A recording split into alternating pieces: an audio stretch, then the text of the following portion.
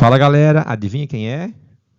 Oh, somos nós outra vez, como sempre nesse nosso transformação das nossas aulas presenciais em aulas de ensino à distância. Hoje vamos continuar com o mesmo assunto, que é a cinética química, mas na aula de hoje vamos resolver alguns exercícios. Esse assunto, eu já disse para vocês que é bastante utilizado, bastante cobrado em provas, bastante cobrado em vestibulares, então a gente não vai deixar barato, a gente vai ser craque em cinética. Eu vou transformar vocês em verdadeiros alunos exemplares de química. Promessa é dívida. Vamos lá então. Livro de atividades, vamos começar devagar para a gente começar a esquentar os motores. É interessante que todo mundo aprenda, tá? Quem tem facilidade e quem tem dificuldade. Vamos lá então. Velocidade de uma reação química e teoria das colisões. Esse é o tópico que a gente vai abordar agora. Toda reação química necessita de um certo tempo para ocorrer. Algumas são muito rápidas, como o acionamento de um airbag. Óbvio, né? Imagina o airbag acionando lentamente. Tu dá aquela porrada, zuft. Vem, dá com a cara no painel, arrebenta toda a cara e aí quando tu volta para trás, o airbag começa a inflar. Não, a reação que libera um volume gasoso no interior do airbag tem que ser algo violentamente rápido, porque ele tem que insuflar antes de você atingir o painel, o volante, então ele tem que te proteger. Não pode ser um airbag lento, tá? E do outro lado existem reações lentas como a decomposição de um alimento, graças a Deus. Se o alimento estragasse muito rápido, a gente ia perder muito alimento. Para situações do cotidiano apresentadas a seguir, indique quais reações se processam mais rapidamente e mais lentamente. Simples, mas para a gente começar a desenvolver o conteúdo. Queima de fogos de artifício é um fenômeno rápido ou é um fenômeno lento? Óbvio que é um fenômeno rápido. A explosão, a queima é um fenômeno rápido. E a formação da ferrugem, a oxidação do ferro, está aqui, ó, esse amareladão aqui, esse marrom. Isso aqui é um processo lento. Tranquilo? Então a gente está estudando cinética das reações químicas. Vamos lá. Dissolução de um comprimido efervescente, ela é rápida. E a digestão dos alimentos é um fenômeno lento. Vamos dar uma perguntadinha básica. E se eu quiser, o que o nosso organismo utiliza para fazer com que a digestão seja mais rápida? Ele usa do quê? Das enzimas. O que são as enzimas? São catalisadores biológicos. A amilase e as outras ácidas da vida, as outras enzimas, que são os nossos catalisadores biológicos. Tranquilo? Vamos em frente? O básico para a gente começar de leve, com todo mundo junto, e aí a gente vai caminhando nesse caminho que se chama cinética química. Vamos fazer um cálculozinho agora? Então, eu tenho aqui um gráfico que está relacionado com a decomposição da água oxigenada. Então, está aqui, ó, H2O2 é água oxigenada. Quando ela se decompõe, ela origina a nossa famosa conhecida água, mais meio mol de gás oxigênio, que é liberado. Essa é a finalidade da água oxigenada, liberar oxigênio. Seja para descolorir o cabelo, por exemplo, seja para matar bactérias anaeróbicas ou anaeróbias, ou anaeróbias, faz mal, anaeróbicas, bactérias que proliferam no meio com escassez, faltando oxigênio. Então, se você borbulha oxigênio, ele não faz parte do metabolismo dessas bactérias, você acaba matando essas bactérias, inativando. Ele quer saber, então, a velocidade de uma reação, a gente já viu que é a variação do quê? Na quantidade dividido pela variação no tempo. Ele quer saber, então, qual é a velocidade média de decomposição do peróxido de hidrogênio expressa em gramas por minuto no intervalo de 0 a 4 minutos. Então, tempo final, 4. Tempo inicial, 0. Vamos lá, qual é a concentração que eu tinha em 4 minutos?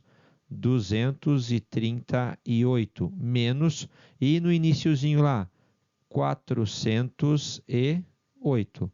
A velocidade vai ser igual a... Deixa eu consultar aqui para não errar, porque daí errar fica chato. E chato é bom porque não rola, mas aqui é ruim porque Vamos botar aqui no cantinho, então. Aí botar aqui. Eu vou ter, então, 408 menos 238 igual 170 dividido por 4 vai me dar 42,50. Eu vou ter, então, aqui 42,5 gramas por... Ô, Ademir, não é para dar menos, tá? Mas nesse caso, o sinal de menos ele vai significar que o H2O2 está sendo consumido. Não existe velocidade negativa. O sinal negativo que acompanharia ele, claro, se eu fizer 238 menos 408, vai dar um número negativo. Então, vai dar menos 170, né? É isso aí. Tá? Só deixa eu conferir. 170 dividido por 4 igual...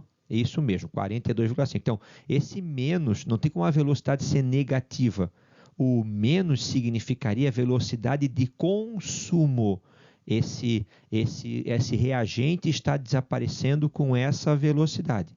42,5 gramas por minuto. Vamos para frente? O mesmo exercício. Para não esquecer, ó, a gente viu que a velocidade de consumo é de 42,5 gramas para cada minuto. Fechou? Ele quer saber a velocidade média de decomposição, mas agora expressa em mol por litro. Então, basta eu pegar esse 42,5 gramas. Tá? Lembra? Ó, o número de mols ele é igual ao quê? A massa que eu trabalho no soluto, no exercício, desculpa, dividido pela massa molar. Vamos lá, então. Eu vi que eu consumo quanto? 42,5 gramas. Quanto é que é a massa de 1 mol de H2O2? H2O2. H2, a massa vale quanto? 2 vezes 1, 2. O oxigênio, a massa vale quanto? 16. 16 vezes 2 vai dar quanto? 32. Somando 32 com 2, eu tenho o que aqui? 34. Então, eu vou dividir 42,5 dividido pela massa do mol, que é 34 gramas. Então, eu vou ter 42,5 dividido por 34 igual 1,25. 1,25 mol para cada minuto. Lembra que seria menos 1,25. Mas não tem como formar menos 1, não tem como formar menos. O menos aqui seria apenas para indicar que essa velocidade seria de consumo, que o reagente está desaparecendo com o passar do tempo. Tranquilo? Vamos lá, então. Vamos gravar esse valor? Então, ó, a velocidade de consumo do H2O2 é de 1,25 mol para cada minuto. Porque agora ele quer saber a velocidade média de formação do O2 no mesmo intervalo. Vamos lá, eu dei para você, a gente calculou a velocidade do H2O2, que é 1,25, mas o exercício quer saber a velocidade do O2. Aí, para eu estabelecer a velocidade, a relação que há entre a velocidade dos dois, basta eu olhar o coeficiente estequiométrico, o nosso famoso e querido número de mols. Que número eu tenho aqui na frente do H2O2? Não é o número 1. Que número eu tenho aqui na frente do O2? Não é o número meio? Então, enquanto está consumindo 1 mol desse, está sendo formado meio mol de oxigênio. Ou seja, a velocidade de formação do gás oxigênio vai ser sempre a metade da velocidade de consumo da água oxigenada, ou do peróxido de hidrogênio. Então, a gente não tinha ali, a gente não calculou 1,25. Então, a velocidade de formação do oxigênio vai ser a metade. Se a gente tivesse calculado 4 mols por minuto para o H2O2, o O2 seria 2 mols por minuto. Se a gente tivesse calculado 5 mols por minuto para o H2O2, a gente teria 2,5 mols por minuto para o O2. Entendeu? Porque os números estequiométricos aqui, ó, aqui eu tenho 1, aqui eu tenho quanto? Meio. Me indica que quando eu estiver consumindo 1 mol de H2O2, eu vou estar sempre formando meio mol de O2. Ou seja, o volume liberado de oxigênio será sempre a metade. E a metade de 1,25 é 0,625 mol por minuto. Fechou? É isso aí. Tranquilo? Viu como exercício de velocidade estática química, esses iniciais são acessíveis, são fáceis, são compreensíveis? Ligados? Vamos lá então. Ó, é o mesmo raciocínio. Tá vendo aqui? Ó? Essa tabela aqui é em relação ao hidrogênio. Mas o exercício me pede a velocidade de formação da amônia, ou seja, ele está me dando uma substância para eu calcular a velocidade, mas ele quer de uma outra. Eu só vou ver a relação que há entre os números dos coeficientes estequiométricos. Vamos para essa tabelinha aqui, ó. Velocidade de uma reação química é a variação do quê? Da quantidade dividido pela variação no tempo. Velocidade é igual a quanto? Nesse intervalo variou em quanto a quantidade? De 1 para 0,4. Ela variou em 0,6 mols por litro. Quanto tempo demorou aqui? 120 segundos. Mas todas as minhas respostas estão em minutos. Quanto é 120 segundos? Ademir, 1 minuto, 60 segundos. Então, aqui eu tenho 2 minutos. Então, a velocidade, aqui eu divido por 2, velocidade vai ser igual a 0,3 mol por litro por minuto a menos 1. Mas de quem é esse 0,3 aqui? Esse 0,3 aqui é relativo ao gás hidrogênio. Vamos pegar a equação? Então, ele está falando nesse aqui, que é o gás hidrogênio, mas que é a velocidade de formação da amônia. Então, eu vou copiar só aquela parte da equação. 3H2, 3 mols de H2, formam 2 mols de NH3. Então, a minha relação aqui é de quanto? É de 3 para 2. A minha relação é de 3 para 2. Qual foi a velocidade que a gente calculou para o H2? É de 0,3. Então, se 3 está para 2, 0,3 estará para x. Preciso fazer a conta? Não, Ademir. 0,3 não é 1/10 de 3? Então, x será 1/10 de 2. Então, x é igual ao quê? 0,2 mols por litro por minuto. Alternativa correta, letra B. Bem facinho, bem de boa. Vamos para frente, então. Eu tenho aqui um gráfico de cinética química. Esse gráfico aqui, tá vendo? Ele é uma parábola que está se aproximando do eixo X, mas jamais se aproximará. Vocês, quando estiverem na faculdade, vão ter cálculo, e vocês vão calcular essas funções que têm o limite lá no infinito. Tá? Então, por que eu estou falando isso? Vamos ver aqui, vou mudar a canetinha aqui. Eu tenho um intervalo, ele dividiu de A até B, ele dividiu de B até C, e ele dividiu de C até D e de D até E. Vamos calcular a velocidade em cada um desses trechos? Vamos lá, de A a B. Ele começa, aqui é a massa em gramas, está vendo? Ele começa em 16 e para em 8. Variou em quanto? 16 menos 8, eu vou ter o quê? 8. E o tempo foi de quanto? Foi de 0 até 2. Então, 8 dividido por 2, eu tenho o quê? 4 gramas por minuto.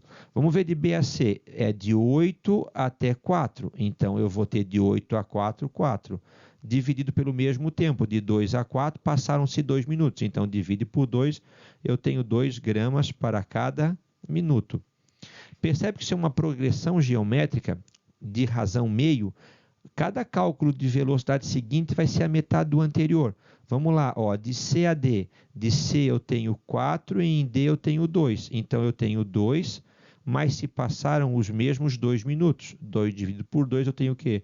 1 grama para cada minuto. E, finalmente, o último, que vai ser 1 por 2, que vai ser meio grama por minuto. Lembra? Esse é o mesmo princípio do cálculo do tempo de meia-vida que a gente viu em radioatividade. Cada próximo valor será a metade do anterior. Então, a gente está desaparecendo o reagente, está ficando cada vez mais lenta a reação. Vamos ver o que as minhas alternativas sugerem para a gente. A velocidade é para cuidado com isso, né? Eu quando fazia vestibular e prova eu levava uma canetinha marca-texto na qual eu marcava essas incorretas, as falsas, que a gente tende a sempre quando vai resolver um exercício ir direto vê a primeira está correta e marca um X. A velocidade média entre os pontos B e C é de 2 gramas por minuto. Entre B e C é 2 gramas por minuto. Correta a primeira. Letra B. A velocidade média da reação em um mesmo intervalo de tempo aumenta com a passagem do tempo. Pessoal, o tempo está correndo aqui para a direita. E a quantidade está fazendo o que? Ela está diminuindo. Então, com o passar do tempo, a reação está ficando cada vez mais lenta e não mais rápida. Então, a velocidade média, ela não aumenta, ela faz o que? Ela diminui. Fechou? Entre A e B, a velocidade é maior do que D e E, certo. Letra D, a velocidade entre os pontos B e C é diferente da B e da D. Sim, foi diferente em todos os intervalos. A velocidade no início da reação é diferente de zero. Pessoal, quando uma reação química começa, a velocidade ela é máxima, porque eu tenho todo o reagente reagindo entre si. Conforme vai diminuindo a quantidade de reagente, as colisões vão ficando menos efetivas, porque a menos, pelo amor de Deus, menos, corta a minha língua fora e joga no lixo. Menos, porque há menos moléculas disponíveis para que haja a colisão. Entendeu? No começo eu tenho reagente na quantidade máxima, então elas estão se chocando loucamente. Depois de um certo tempo, as moléculas de reagente vão virando produto. Então eu vou tendo menor disponibilidade de moléculas de reagente, o que faz com que as colisões sejam mais espaçadas, a diminuição na frequência de colisões e, consequentemente, a velocidade da reação ela vai caindo. Se liga nisso. Livro de atividades, página 22. Para os gráficos a seguir, indique com R aquela reação mais rápida e com L a reação mais lenta. Pessoal, rápido e lento é a altura do morrinho. A mais rápida é a que tem a menor energia de ativação, ou seja, o morrinho menor. Qual deles o morrinho é menor?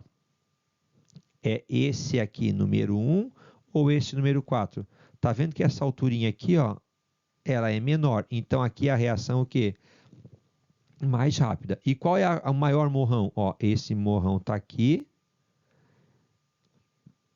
E esse morrão está aqui. Esse morrão aqui é o maior, então é a reação mais lenta. Tranquilo? De boa? Então, lembra que uma reação eu tenho o quê? Ela começa no reagente e ela acaba no produto. Aqui em cima eu tenho o chamado complexo ativado, que é um estágio intermediário entre reagentes e produtos. De boa? Vamos lá? Esse é o nosso último exercício, depois a gente encerra essa aula e fica aquele umzinho de tarefa que eu vou cobrar de vocês no próximo encontro. Quem estiver assistindo esse vídeo e não for meu aluno, siga em frente, porque tem mais um para a gente fazer. Vamos lá então. Aqui eu tenho um gráfico, ó, eu vou copiar aqui de volta. Então, ó, ele está assim, ele está começando aqui, ele faz a energia de ativação e ele termina aqui embaixo. Pessoal, esse gráfico, os reagentes estão aqui e aqui eu tenho o produto e aqui eu tenho o complexo ativado. Começa em cima e acaba embaixo, o ΔH dessa reação tem que ser negativo, porque isso aqui é um gráfico de uma reação exotérmica. Vamos ver o que a gente pode interpretar ali. Temos uma reação endotérmica. Já vamos cortar porque a gente viu que esse gráfico é de uma reação exotérmica. Letra B, é uma reação exotérmica, pois ΔH é mais 10 kJ. Eu não vou nem fazer cálculo, né? Porque a gente sabe que se a reação ela é exotérmica, o ΔH tem que ter sinal o que, galera? Negativo. Então, eu já vou nem perder meu tempo, meu valioso tempo, e vocês não vão perder o tempo de vocês nesse tipo de questão. A energia do complexo ativado é 30 kJ. Pessoal, qual é a energia do complexo ativado? É a energia lá do morrinho lá em cima. Olha lá, ó. Qual que é a energia do complexo ativado? É 60 kJ. A energia de ativação é a energia direta, que é a reação direta do reagente da esquerda para a direita, é a energia que vai do reagente até o complexo ativado. Então, eu estou partindo de quanto?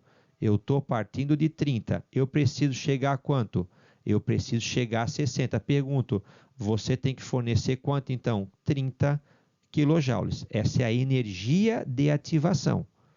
Ela é sempre positiva. Você tem que fornecer energia para que a reação possa acontecer. Então, a energia de ativação para a reação é de 30 quilojoules. Resposta certa, letra D. A energia de ativação é de 40 quilojoules. Não, não tem esse valor ali para a gente fazer esse tipo de cálculo. Fechou? A energia de ativação é de 30 quilojoules. Entenderam, pessoal? Vamos então? Façam a tarefa. Então, olha só, deixa eu só fazer um resuminho que é importante, porque eu não quero deixar nenhuma dúvida nisso. Eu vou colocar um gráfico aqui, só para a gente dar aquela encerrada legal. Olha só, vou fazer um gráfico de uma reação endotérmica para vocês não ficarem na dúvida. Fechou? Aqui eu tenho A mais B formando C. Aqui eu vou colocar, vamos botar aqui, ó, 20. Aqui todos os valores para a gente se acostumar também, não é só quilojoule em quilocaloria.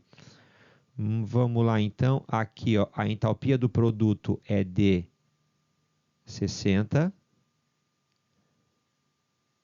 E aqui em cima a entalpia do complexo ativado é de 90. Vamos fazer uma primeira pergunta. Olha lá, deixa eu mudar a canetinha aqui. Qual é o ΔH dessa reação? O ΔH é a entalpia do produto menos a entalpia do reagente. Entalpia do produto de C, quanto que é a entalpia de C? Entalpia de C ela é 60, menos a entalpia do reagente, que é de A e B, menos 20. Ou seja, o ΔH dessa reação é de mais 40 quilocalorias. Fechou? Começou embaixo, subiu e terminou em cima, o ΔH tem que ser o quê? Maior do que zero. Fechou a primeira pergunta. Eu quero que vocês me digam qual é a energia de ativação. Qual é a energia lá de cima do morrinho do complexo ativado? Quanto que é? É 90. Menos ele partiu de quanto? Ele partiu de... Ele partiu de 20, entendeu? Então, eu estou aqui no 20 e eu preciso chegar no 90. Eu estou no 20 e eu preciso chegar no 90. Então, é óbvio que eu tenho que fornecer quanto? 20 menos 90, 70 quilocalorias. Fechou? Então, a entalpia, a energia de ativação sempre será positiva. O ΔH depende do gráfico, pode ser positivo se for endotérmico e negativo se for exotérmico. Fechou, galera? De boa? Ó, bem facinho. Eu estou levando na maciota, com suavidade, para a gente não se perder agora aqui. E retorna para mim lá,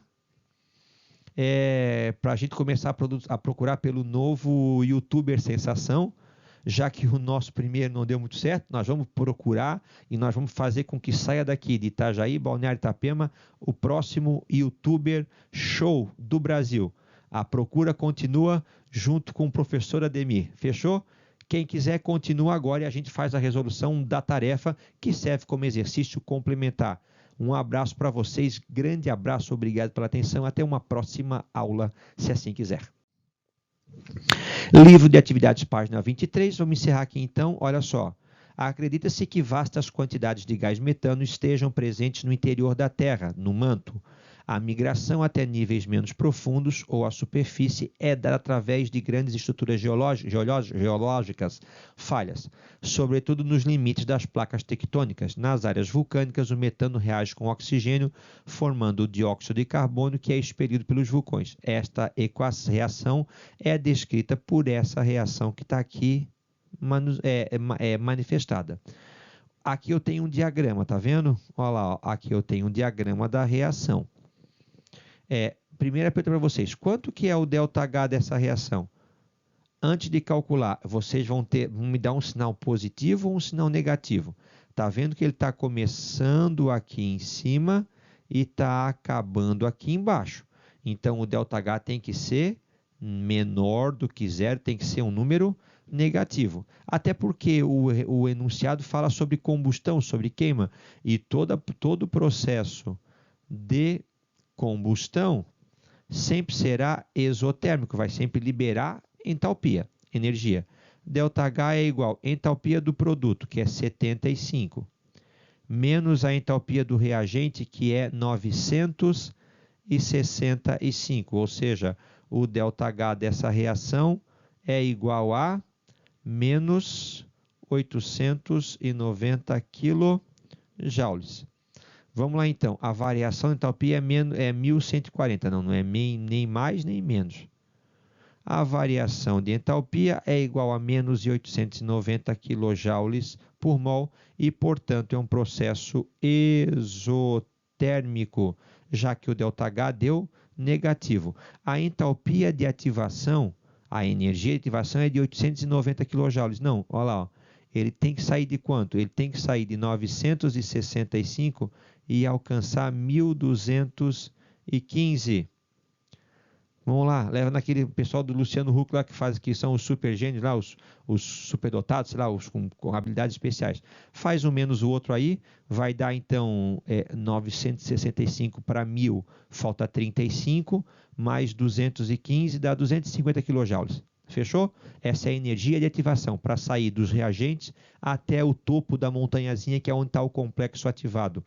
De boa, galera? Tranquilo? Levamos na maciota, levamos com suavidade, é assim que a gente explica, é assim que a gente entende e é assim que a gente evolui. Grande abraço para vocês, obrigado pela atenção e já é de madrugada aqui em casa, por isso que eu estou um pouco cansado.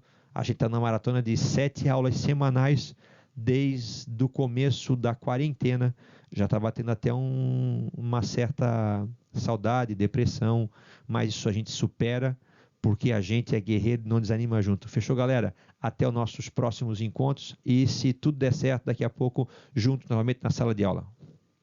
Um abraço para vocês. Fui!